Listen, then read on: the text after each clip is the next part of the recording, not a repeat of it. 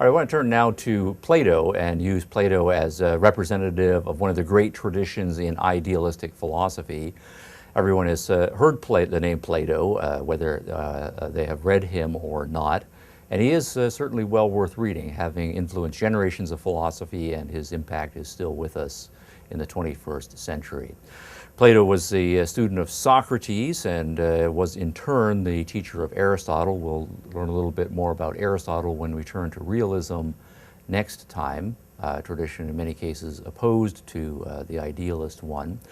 But in this case, what I want to do is turn to an excerpt from Plato's Republic. The Republic is Plato's perhaps best known work. It certainly is considered his magnum opus, in which he lays out all of his philosophy systematically, including many applications to political philosophy and educational philosophy. The Republic is one of these great sprawling works. The book as a whole is divided into 10 sub-books, and in those books Plato works through his metaphysics, his view of human nature, his epistemological theory, and his ethics.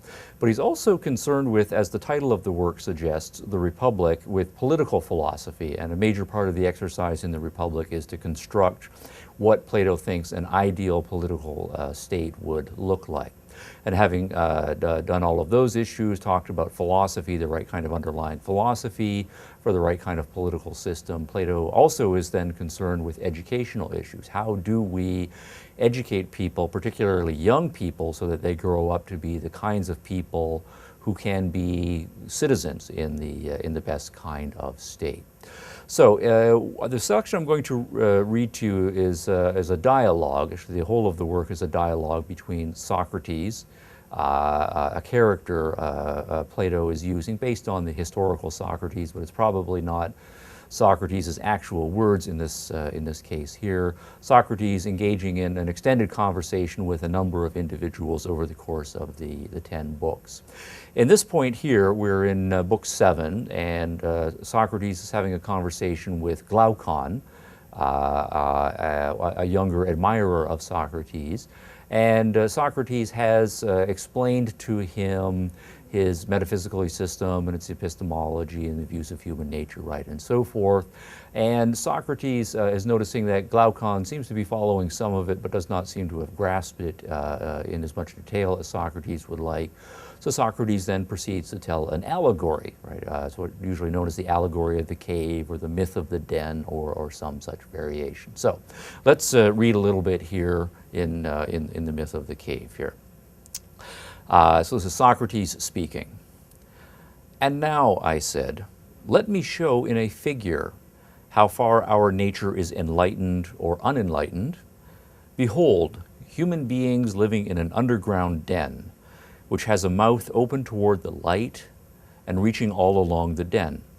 Here they have been from their childhood and have their legs and necks chained, so they cannot move, and can only see before them, being prevented by the chains from turning round their heads.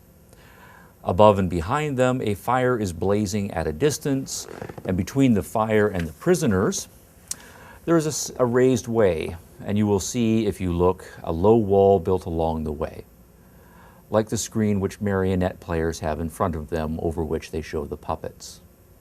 Glaucon says, "I see." Socrates picks up the thread.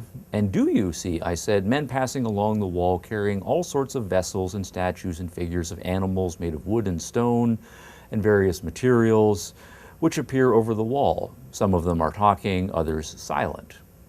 Glaucon says, "You have shown me a strange image, and they are strange prisoners."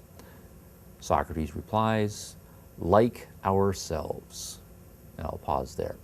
Okay, Socrates then says, like ourselves, this description he's just given, that's us. What exactly does he mean?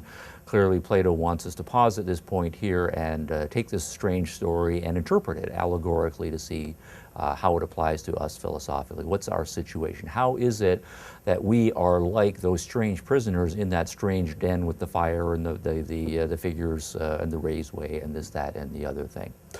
Okay, strange story, just presented abstractly so far by some reading here. Let's go back to the whiteboard, and here I have an image. My rendition of Plato's cave setup, and so here we have the underground den or the underground cave.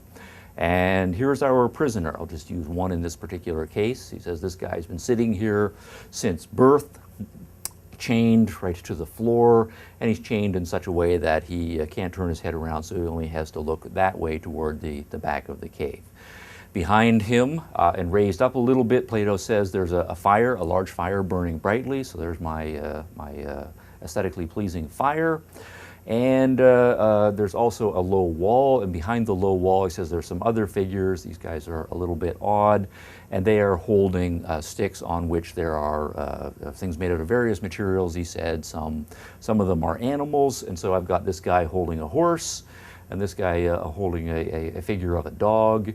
And he says there's some of them are silent, some of them are making rounds. So I'm going to imagine that this guy is, just running around back and forth here, neighing like a horse, neigh, neigh. And this guy's running around back here, following him with a little yappy dog, yip, yip, yip, yip, chasing after the horse. Now, this guy, of course, will hear the sounds, but what will he be seeing? Well, he's not looking back this way, and if he were, he wouldn't be able to see past this anyway. Instead, what he sees is the back of the cave, and what we see on the cave, because of the fire and these being positioned where they are going to be some kind of shadowy,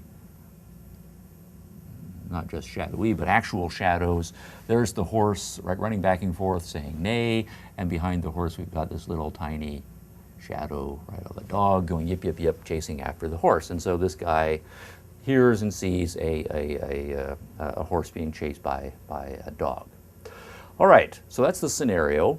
In what way then is this like us? And what I want to commend to you as a brilliant allegory is the myth of the cave here philosophically, because I think if you interpret it and tweak it and push it as Plato intends, then it captures all of the major elements of an idealistic way of considering our situation. This allegory is metaphysical, it's epistemological, it says something about human nature, and then when we read a little bit more, there are some ethical implications that Plato teases out, all of it applied to our central concern, which is education. All right, so in what way is this metaphysical? Well, we do have an underground cave, and presumably there's an above ground, and I've got that represented here where we have trees, right, and then the sun and all of that kind of thing. So what we have then is a lower world and a higher world. So I'll put that here in terms of the metaphysics. All right, we have a distinction between the higher world and the lower world. And clearly this world is a whole lot darker, a lot more shadowy. The ventilation's probably not that great, so it's probably kind of smelly. Out here, by contrast, the air is pure, everything is bright and really living. Okay, epistemologically, what is the implication here? Well, this guy's been trapped here from birth in this lower world, so as far as he knows and as far as he believes, this is the only world, this is all that he knows, and so he thinks that he is really seeing a horse, and he's really seeing a dog, and he's seeing whatever else is being projected over the wall here.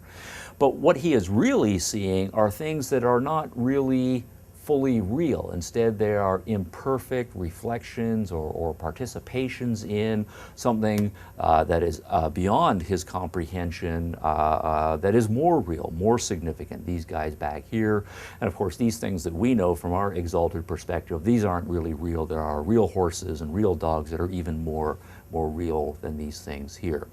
And so in effect, this is like the triangle in the exercise that I did a little bit earlier. When I put the triangle on the board, we all thought, oh yeah, well that's a triangle, but that's just from our limited earthbound perspective. It's not a real triangle because it's not perfect and so forth. So what Plato then here is suggesting at the outset is, if this person is representative of us, what we have taken for most of our lives to be real knowledge about the real world is in fact a lower order of knowledge, or perhaps not even knowledge at all. So what we have then here epistemologically is a notion of what Plato calls merely opinion or belief, but that belief is very distant from what we can call actual truth.